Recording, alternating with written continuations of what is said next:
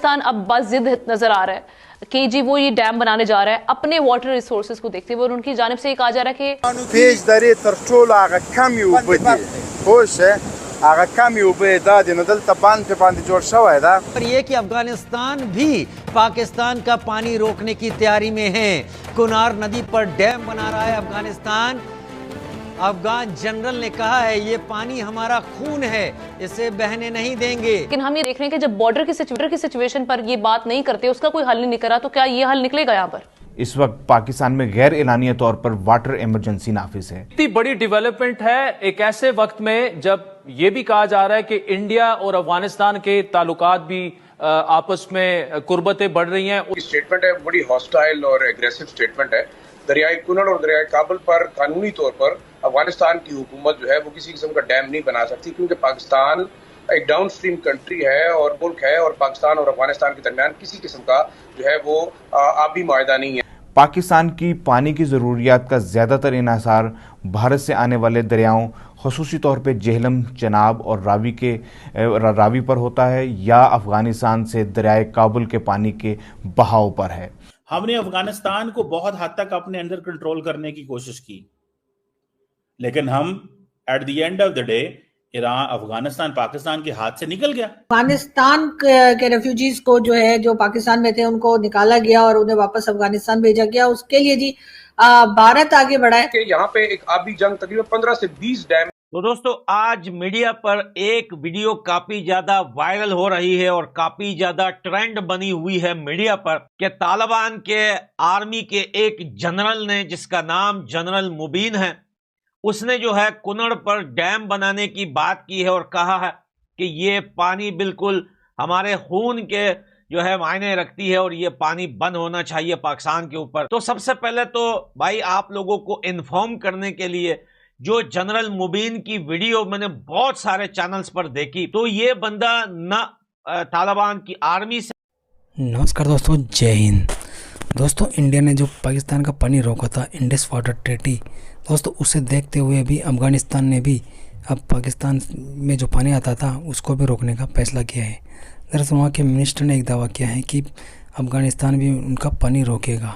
اب دوستو یہ سب سن کر پاکستانی میڈیا کا بھی بوگلا گئے ہیں کہ ایک طرف تو بھارت اپنا پانی روک رہا ہے اور دوسری طرف افغانستان بھی اس کے سر میں سر ملا رہا ہے.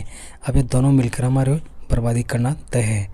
دوستو ابھی پاکستانی میڈیا کا بھی بوگلا گئے ہیں اور یہ لگاتار چرچا کر رہے ہیں کہ کیسے انڈیا نے پانی روکا, اس کے بعد افغانستان نے بھی پانی روک گیا ہے اور یہ میں بھوکے برباد کر دیں گے. تو آئے جانتے ہیں پاکستان میڈیا کا اس میں کیا ریئیکشن ہے. چلے ویڈیو سٹارٹ کرتے ہیں اور لیتے ہیں ان پورکیوں کے مزے کہ انڈیا کے بارے میں کیا کرتے ہیں اور افغانستان کے لوگوں میں کیا کہنا ہے ان کا. تو چلے کرتے ہیں سٹارٹ. اور جس نے چینل کو سبسکرائب نہیں کیا تو پلیز چینل کو سبسکرائب کر لیں اور لیتے ہیں ان پورکیوں کے مزے. Let's get started. جو پاکستان میں تھے ان کو نکالا گیا اور انہیں واپس افغانستان بھیجا گیا. اس کے لیے جی بھارت آگے بڑھا ہے اور بھارت نے ان افغانستان کے جو لوگ ہیں جو ریفیوجیز تھے ان کے لیے جی کھانے پینے کی چیزیں جو ہیں وہ بھیجنے کا بندوبست کیا ہے. اور ان کا کہنا ہے کہ تقریباً 5000 فیملیز ایسی ہیں جن کو یہ سامان دیا جائے گا. افغانستان پہنچنے والے افغانی یعنی کہ جو افغانی ہی ہیں, افغانستان کے ہی ہیں, پاکستان میں ریفیوجیز تھے. پاکستان میں ریفیوجیز جو رہ رہے تھے کافی ٹائم سے, ان کو پاکستان نے نکل جانے کا کہا تھا اور کہا یہی تھا کہ جی کیونکہ ہمارے یہاں ٹیررزم ہوتی ہے, ہمارے یہاں یہ ہوتا ہے وہ ہوتا ہے, تو ان کو جانے کا کہا گیا تھا. تو ان کے لیے جی یہ سامان جو ہے وہ بھارت نے جو ہے افغانستان بھیجنے کا فیصلہ کیا ہے. اور یہ جی تقریباً 5000 فیملیز کو یہ سمجھے راشن ہے, کھانے پینے کی چیزیں ہیں وہ دی جائیں گی. لیکن پوچھنا یہ تھا کہ افغانستان کے لوگ تو بیف بہت کھاتے ہیں, افغانستان کے لوگ تو ویجیٹیبلز میں نے سنا ہے نہیں کھاتے کوئی خاص, تو پھر مودی جی کیا کریں گے, کس طریقے سے ان کو چیزیں پہنچائی جائیں گی. لیکن ڈیفینیٹلی اور بھی بہت سی چیزیں ہوتی ہیں, فروٹس ہوتے ہیں, ڈرائی فروٹس ہوتے ہیں. خیر ڈرائی فروٹ تو میرے خیال افغانستان میں بھی کافی ہوتے ہوں گے, اور کیا چیزیں ہیں خیر وہ لسٹ ہمیں نہیں پتا. لیکن یہاں پر میں نے جس سے بھی بات کی کہ جی بھارت دیکھیے افغانستان کے لوگوں کی مدد کر رہا ہے, جو ہم نے نکال دی ہے ان کو کھانے پینے کی چیزیں بھیجی جا رہی ہیں. تو اس سے صاف ظاہر ہوتا ہے کہ پاکستان کے بعد یعنی پاکستان سے نکلنے کے بعد اب افغانستان کے لوگ جو وہاں پہنچے ہیں ان کی جو دوستی ہے یقیناً اب وہ بھارت کے ساتھ زیادہ کلوز ہوتی جائے گی, اور پاکستان تھوڑا سا مشکل میں دکھ رہا ہے. لیکن بہرحال سی پیک میں جس طریقے سے افغانستان کو لانے کی بات کی جا رہی ہے اس کو دیکھتے ہوئے تو یہ لگتا ہے کہ کہیں نہ کہیں ہمارے لوگ جو ہیں وہ افغانستان کو بھی انگیج کرنا چاہتے ہیں سی پیک کے لیے. اب دیکھتے ہیں کہ افغانستان اس طرف آتا ہے یا نہیں آتا ہے, لیکن خیر وہ تو چائنا کے اوپر ہوگا کہ چائنا کسی طریقے سے ان سے بات کرتا ہے. مگر یہ بہت اچھی بات ہے کہ بھارت نے جو ہے وہ ان ریفیوجیز کو جو کہ واپس اپنی کنٹری پہنچے ہیں ان کے لیے مدد کرنے کے لیے کھانے پینے کا سامان ان کو بھیجا ہے.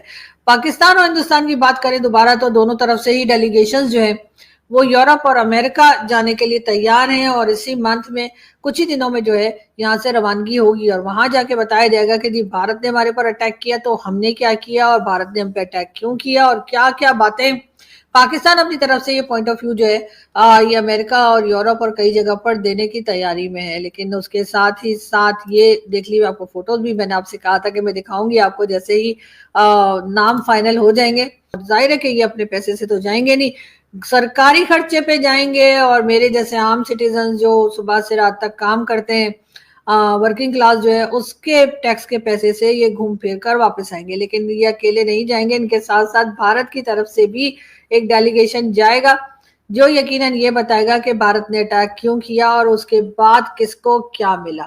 کہا یہ بھی جا رہا ہے کہ جی اسرائیل میں جو ہندوستان کے امبیسڈر ہیں ان کا کہنا یہ ہے کہ جی پاکستان کو چاہیے کہ وہ حافظ سعید کو بھارت کے حوالے کر دے, اس سے بہت سے ایشوز جو ہیں وہ اپنے آپ ہی ختم ہو جائیں گے. میرا خیال ہے وہ بالکل ٹھیک کہہ رہے ہیں اور میں بھی اس بات سے بالکل ایگری کرتی ہوں, اور آج سے نہیں ہمیشہ سے کرتی ہوں کہ حافظ سعید کو بھارت کے حوالے کر دینا چاہیے. اور حافظ سعید کو جیسے ہی بھارت کے حوالے پاکستان کر دے گا سارے ایشوز تو ختم نہیں ہوں گے, لیکن یقیناً کچھ نہ کچھ ایشوز جو ہیں وہ ختم کیے جا سکتے ہیں. اب دیکھتے ہیں کہ پاکستان اس طرف کب سوچتا ہے, اس لیے کہ ویسے تو اب ہم اس سٹیج پر آ گئے کہ جہاں سے میرا خیال ہے کہ ہمارے پاس دوسرا راستہ نہیں ہے سوائے اس کے کہ ہم حافظ سعید اور اس طرح کے لوگوں کو جو ہے یا تو پاکستان میں ہی ان کے اوپر سخت سزائیں ہوں یا پھر ان کو دو چار کو اٹھا کر اور بھارت کے حوالے کیا جائے. تو میرا خیال ہے حافظ سعید کو بھارت کے حوالے کر دینا چاہیے, اور ویسے بھی اسی میں ہماری بھلائی ہے اور اسی میں ہمارے لیے